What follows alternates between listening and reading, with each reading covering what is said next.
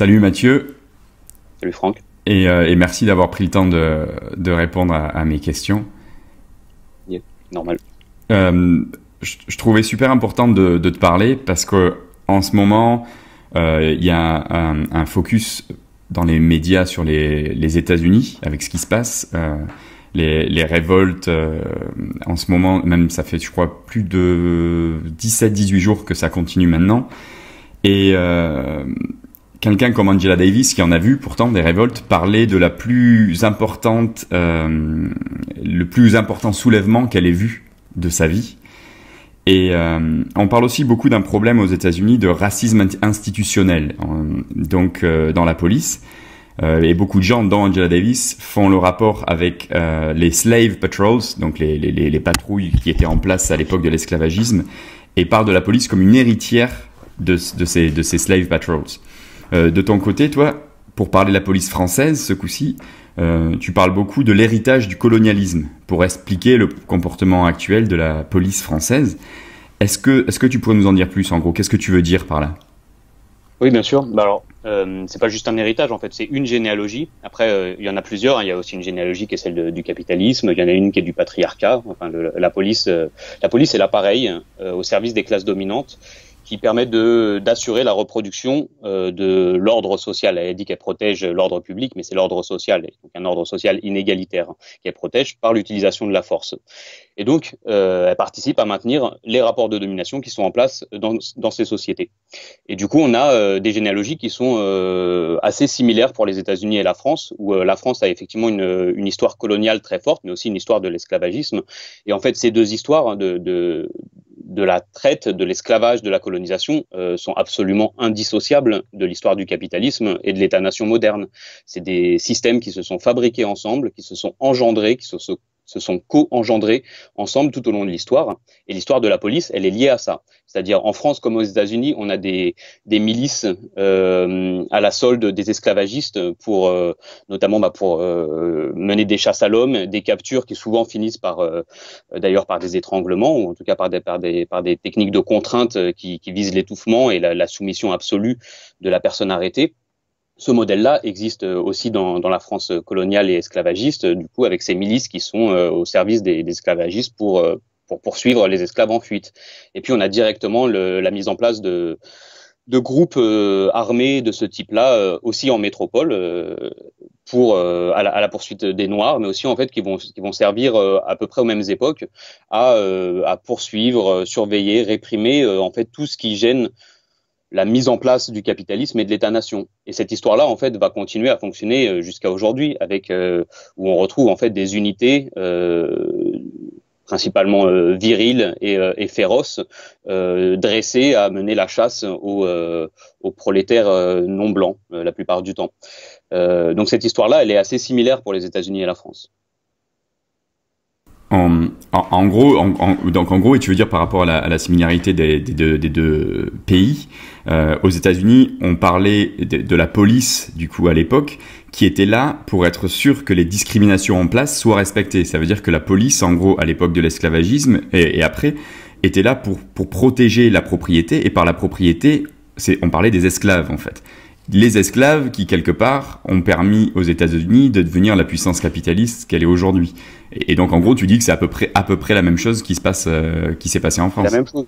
Si tu veux, en France, par exemple, c'est sous la monarchie absolue de Louis XIV que se met en place, par exemple, le Code noir, qui est un texte c'est un édit qui pose le corps des Noirs comme des meubles qui appartiennent aux esclavagistes, etc.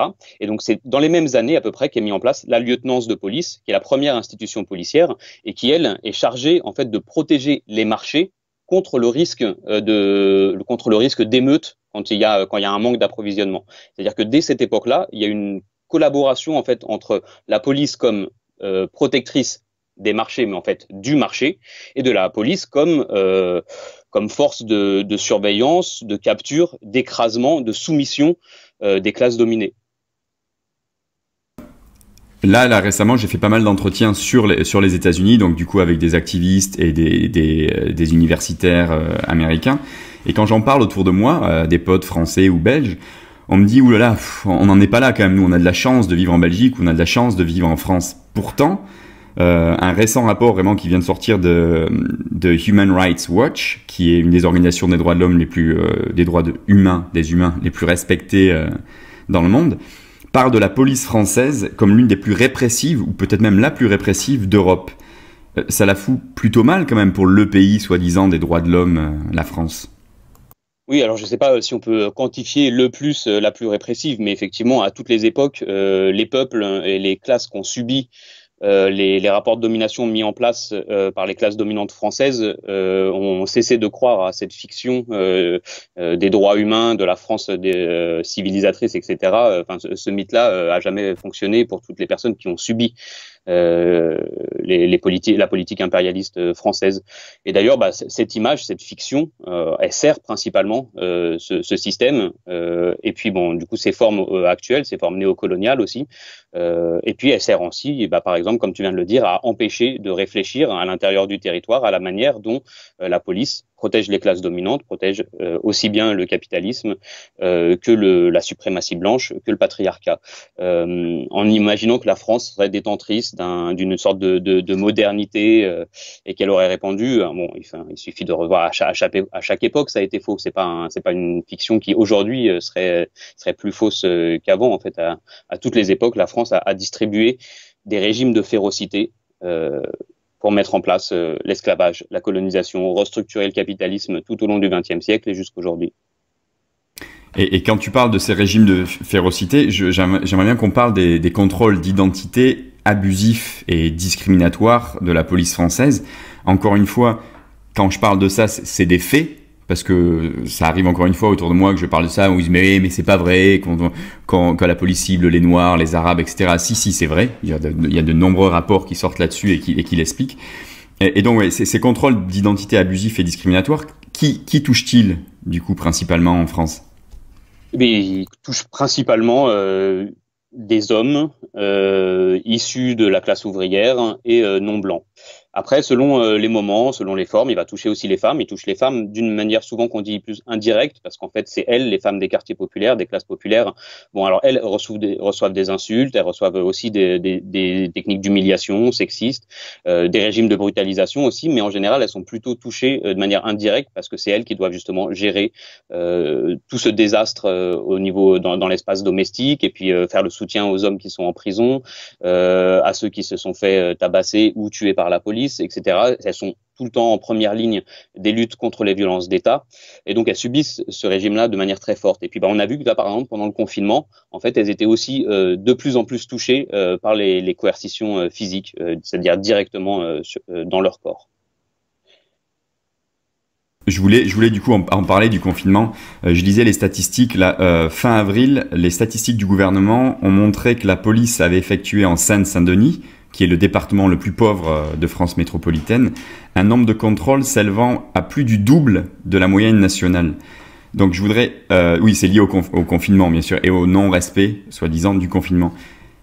Concrètement, parce que les chiffres veulent rien dire, en fait, mais concrètement, ça veut dire quoi, du coup, qu'un département comme ça soit touché Et ce qui est intéressant en plus, c'est que le bloc de pouvoir, enfin le gouvernement s'en est vanté. C'est-à-dire ils ont pas caché ça, ils l'ont médiatisé et ils s'en sont vantés parce qu'ils en sont fiers. Et en fait, ce que ça vient montrer, c'est que justement ce rapport différencié aux quartiers populaires et aux strates les plus pauvres et du coup non blanches des classes populaires, il est systémique.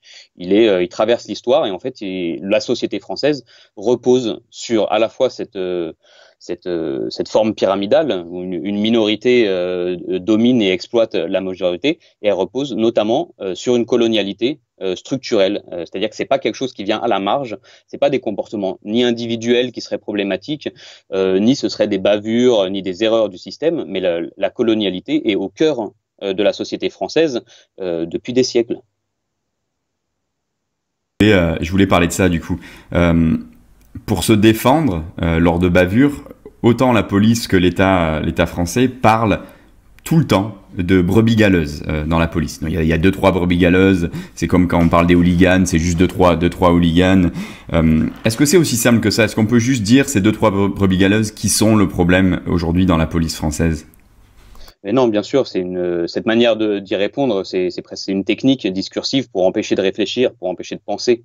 Ce que montrent les enquêtes en sciences sociales, la socio-histoire, c'est qu'on n'est pas face à des actes d'individus qui sortiraient des cadres, mais quand on regarde l'histoire des lois, des institutions, de la manière, enfin, donc, qui tout ça produisent le travail policier, produisent et encadrent le pouvoir policier. Quand on regarde la manière dont l'institution judiciaire protège en permanence par un système d'impunité toutes les violences policières jusqu'au crime et de manière quasiment systématique. C'est-à-dire c'est vraiment là pour le coup c'est ce qui est très très exceptionnel, c'est quand l'institution judiciaire sanctionne un policier pour ces choses-là.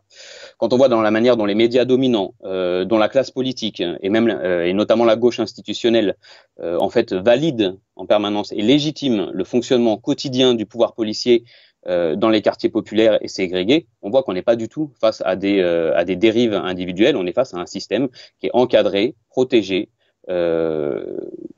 qui est même conçu comme qui est pensé de manière rationnelle. Alors bien entendu, qui est pas un système de domination absolue, il fonctionne pas aussi bien qu'il le prétend et il n'arrive pas à soumettre à la mesure de ce qu'il voudrait. Il est tout le temps, il est en permanence soumis à des résistances, à des contre-attaques, à des formes de fuite ou de ruse ou de sabotage des dominés. Mais c'est un système. Oui, et je crois que c'est ça, moi, qui est le plus important en fait, faire comprendre aux gens. À quelque part, faut pas leur en vouloir parce qu'ils subissent une sorte de lobotomisation des médias par rapport à la police depuis toujours, mais que ce n'est pas une bavure, c'est pas le système qui déraille, c'est le système qui fait le système comme on l'a imaginé qui fait son travail. Et je voudrais aussi te parler de est-ce que la police en fait et les violences policières c'est pas l'arbre qui cache la forêt, et est-ce qu'en fait il faut pas parler de tout le système même judiciaire en ce moment en France qui est vraiment problématique. Tu en parlais déjà un petit peu en fait. Bien sûr, après aussi je parle de socio-apartheid. Alors je dis socio-apartheid pour dire que c'est pas la même forme et fonctionnement qu'un apartheid strict et militarisé comme il y a pu avoir en Afrique du Sud. Mais la société française, et comme la société états-unienne, fonctionne, leur capitalisme et leur modèle étatique fonctionnent autour d'un socio-apartheid, c'est-à-dire d'une forme de ségrégation socio-raciale à l'intérieur des classes populaires. Je parlais récemment à Mark Lamont Hill, qui est un académique, un auteur américain noir, et qui disait que aux États-Unis, pour essayer d'échapper à un quelconque problème avec les autorités, quand tu es noir, il fallait être parfait. En gros, comme si tu n'étais pas vraiment parfait, tu étais quasiment sûr à un moment ou à un autre d'avoir affaire à la police. Et même si tu es parfait, d'ailleurs, souvent tu peux quand même avoir affaire à la police. Mais est-ce que tu penses que c'est quelque chose, que expliquer ça comme ça permettrait de comprendre, parce qu'il y a toujours ce problème de privilège blanc qu'on a vraiment du mal à comprendre et qui est, je pense, un long processus. Est-ce que nous, on est blanc, on peut déconner un petit peu et la police nous dit « Ah, monsieur, allez, il faut pas faire ça, etc. » Mais si un noir ou un arabe le fait, la punition sera de suite beaucoup plus importante, en fait. Alors ça c'est évident, ouais. C'est validé par les chiffres, par toutes les observations qu'il y a une différenciation raciste dans les régimes de police appliqués, donc même à l'intérieur des classes populaires, quand on est blanc ou non blanc, on subit pas les mêmes choses. Moi j'ai grandi dans des quartiers populaires, je me suis fait arrêter un certain nombre de fois, je me suis fait étrangler, et on m'a jamais étranglé jusqu'au bout. Ou même quand on contrôle mes papiers, des fois parce que pour X raisons, soit parce que je suis avec des Noirs et des Arabes, soit parce que le policier considère que peut-être soit je viens, enfin bon bref, en tout cas a envie de me contrôler quand il se rend compte de mon nom, etc. Et ben le régime change. Donc ça c'est des choses qui sont observées, qui sont dénoncées par les habitants des quartiers populaires depuis des décennies et dont on connaît le fonctionnement. Après, être parfait, on voit pas bien ce que ça veut dire parce qu'en fait, le simple fait d'être et d'exister dans la rue, dans un quartier populaire, c'est-à-dire même si être parfait, ça voulait dire ne rien faire du tout, en fait, ça suffit à se faire contrôler, humilier, réprimer, emmener en garde à vue, et puis souvent, c'est un circuit qui finit par des passages réguliers en prison. Tout ça pour une personne non blanche issue des classes populaires dans un quartier. Je veux dire, elle peut faire ce qu'elle appelle, ce qu'on imaginerait être parfait, c'est-à-dire quasiment ne rien faire. En fait, elle se fera quand même contrôler, quand même arrêter. Ce fonctionnement de la police, il a effectivement d'une certaine manière, il oblige à se conformer à des manières d'être qu'on imagine être parfaites. Et donc pour les non-blancs, ça veut dire quasiment des fois tenter de ressembler à être des blancs, à des blancs. Pour des pauvres, ça veut dire tenter de ressembler à des riches, et donc c'est-à-dire de mettre en place des formes de passing. Mais sur le fond, on peut pas devenir blanc, on peut pas devenir riche. Le système empêche ça. Et du coup, en fait, c'est un système à double mâchoire où on oblige les gens à être des choses qu'ils ne peuvent pas être et que le système ne veut pas les laisser être. Bien entendu, pour les contenir dans cette condition de classe dominée, parce que le système a besoin de ce rapport, de cette hiérarchie sociale. Il fonctionne sur ça. Il y a aussi une question qui revient à chaque fois quand une bavure se passe, si c'est un noir ou un arabe, mais pourquoi il a couru? Pourquoi il est parti? Et ça vient souvent évidemment des blancs qui comprennent pas pourquoi. Et donc pourquoi, j'en parlais avec Assa Traoré et Fatima Wassak là, il y a un mois. C'est quoi ton point de vue là-dessus, toi? Pourquoi ça arrive, pas tout le temps, mais ça arrive, que quand un arabe ou un français d'origine maghrébine ou un français d'origine africaine se fait contrôler, il part en courant?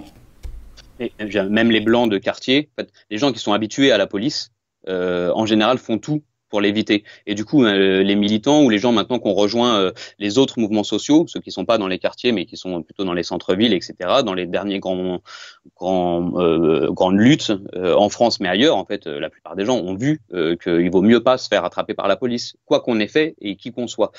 Et du coup, principalement, les habitants des quartiers populaires, oui, font tout pour l'éviter parce qu'en fait, une fois qu'on est saisi par un policier, c'est déjà en fait une sorte de punition parce que ça vous prend du temps dans la journée. Donc on essaye d'éviter ça.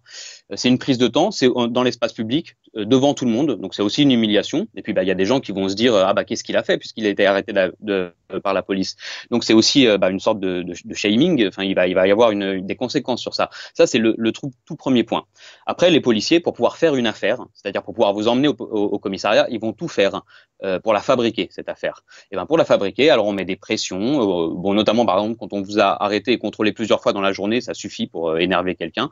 Et puis si ça suffit pas, les policiers insultent. Et si ça suffit pas, s'ils n'ont pas eu l'outrage comme ça, ils vont commencer à brusquer, à bousculer, à taper.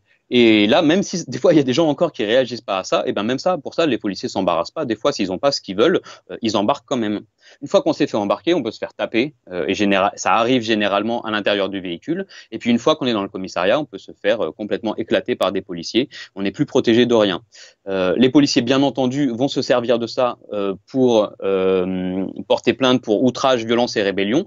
Donc, à la suite de ça, on a perdu une journée, une nuit, des fois 2 jours et 2 nuits maintenant, en garde à vue. On a pu se faire taper, on a pu perdre son travail parce qu'on n'a pas été au travail. Et puis, on peut finir en prison. Et une fois en prison, il se passe la même chose avec les matons.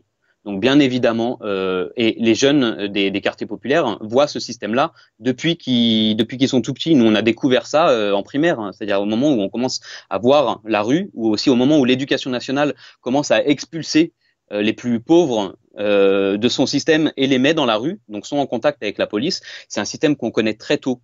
Et donc, bien entendu, les plus jeunes font tout pour échapper à la police. Enfin, tout le monde fait tout ce qu'il peut pour échapper à la police.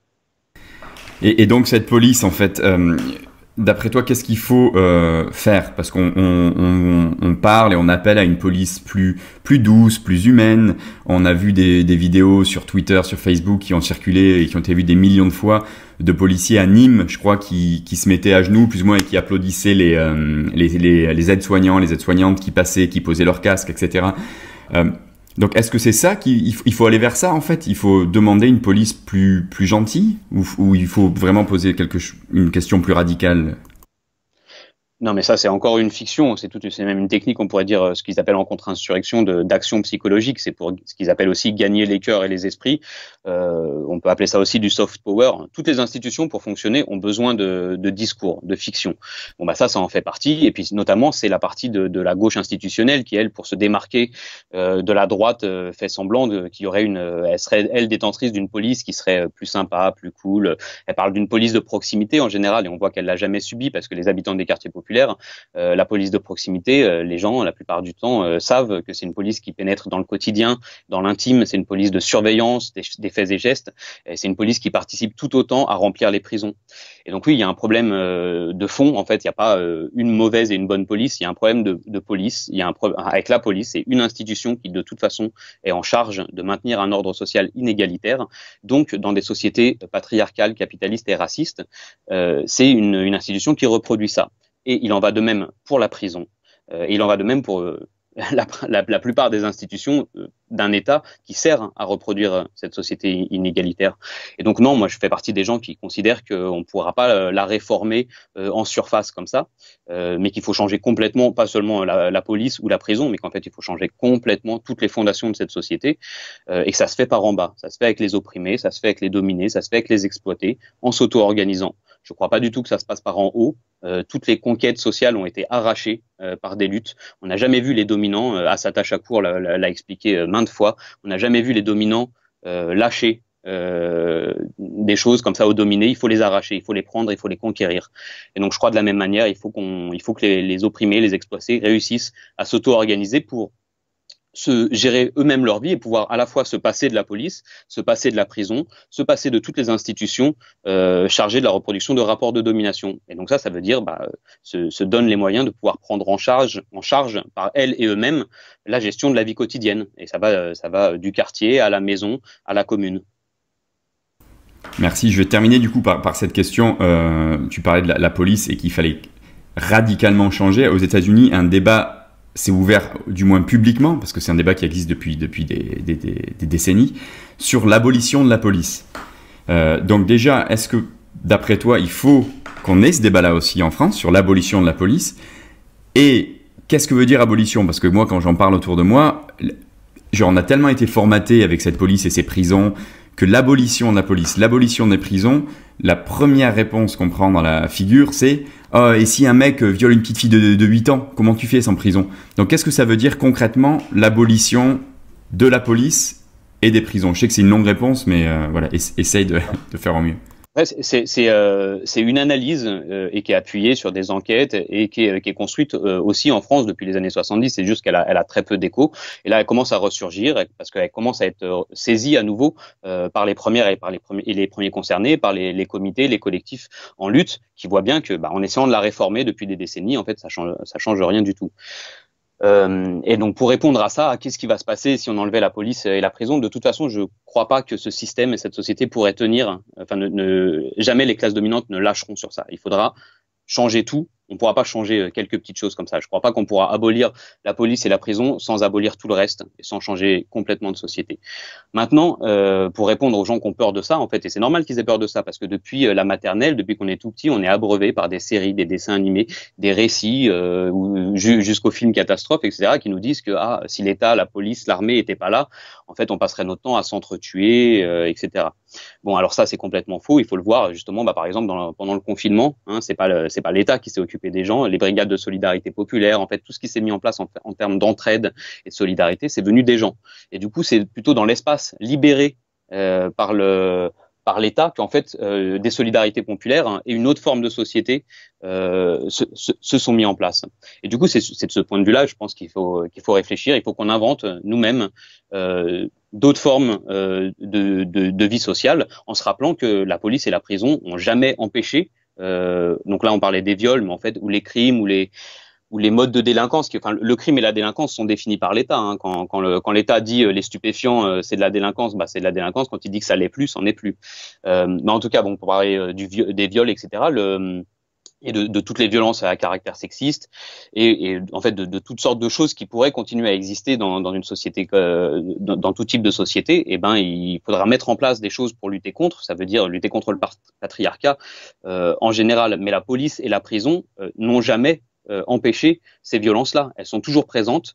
La police, la prison et les institutions répressives, en fait, approfondissent les souffrances et les oppressions des classes les plus populaires. Elles n'ont jamais apporté aucune solution, ni aux problèmes des classes populaires, ni à toutes les formes de domination et violence dont tu viens de parler. Ouais, donc en fait c'est ça. Je pense que quand on parle d'abolition de la police et d'abolition de prison, il faut que les gens comprennent que c'est quasiment un programme politique. C'est pas juste un slogan. L'abolition des polices et l'abolition des prisons, c'est radicalement changer la société dans le fond, et surtout radicalement changer ce qui fait que certaines personnes se retrouvent un jour à être confrontées à la prison ou à la police. C'est-à-dire éradiquer la pauvreté au lieu d'investir dans la militarisation de la police. On pourrait en parler vite fait si tu veux, où on voit ces policiers dans la rue qui sont plus des policiers. Je veux dire, c'est des militaires, et encore. Voilà, c'est investir dans le logement, dans la santé, dans l'éducation, et permettre d'éradiquer la pauvreté aussi, principalement, qui crée la petite délinquance. Et ce que je voulais aussi dire, et je voulais t'en parler, c'est... on parle toujours du violeur de la petite fille, ou mais le mec qui a buté son voisin, qu'est-ce qu'il fait s'il n'y a pas les prisons? Mais qui c'est qui est en prison, en fait? J'ai pas les pourcentages, mais je pense que 99% des gens en prison ne sont pas des violeurs d'enfants ou des assassins. On est d'accord? Ils sont dans l'extraordinaire majorité, et dans tous les pays, issus des classes populaires, issus de la classe ouvrière ou de la paysannerie quand c'est le cas. Et non, et bien entendu, de toute façon, on le sait très bien, on le voit avec en termes de loi, ou sur ce qui se passe quand on est victime d'agressions et de violences de ce type-là. En fait, la police approfondit ces violences, voire même ajoute des brimades, etc. Et oui, et la prison, de toute façon, ne fait que détruire des vies, et puis les vies de familles entières, et puis même, on pourrait dire, les vies de toute une classe sociale. Merci beaucoup, Mathieu. C'était très cool, merci. Ça marche, merci à toi.